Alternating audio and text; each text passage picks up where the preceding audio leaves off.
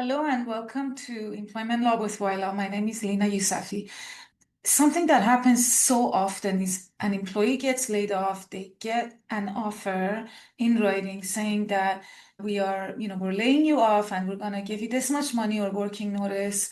Sign this agreement and release us from all your claims. And by the way, you have 5 days to respond. A lot of the employees or people think that if they don't respond within those 5 days, the offer is going to be withdrawn and they're going to receive nothing. This is completely untrue.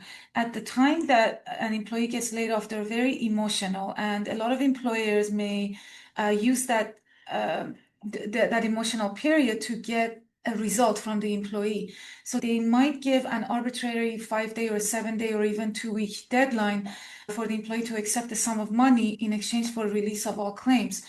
Giving you a very little amount of time prevents you from being able to get proper legal advice or think about the situation clearly. And in almost all of the situations, the employer is trying to get an advantage in negotiations.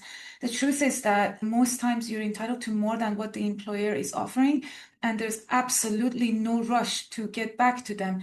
What you do need to do is to say, hey, I need another week. I need to speak to a lawyer and get independent legal advice, and I will get back to you. And almost always, I've never encountered a situation where the employer says, no, you don't get more time, you need to sign it. But if they do that, then they open themselves up to a lot of liability. So when you get a severance offer, don't rush to sign it. Don't rush to make a decision. It's an emotional period. The best thing that you can do is to just be familiar with your legal rights and make an informed decision, whether that is accepting the offer or not. It's just best to get some legal advice and know what your options are before you do that. For more information, please email us at info@ylaw.ca or call 604-974-9529. Thank you so much.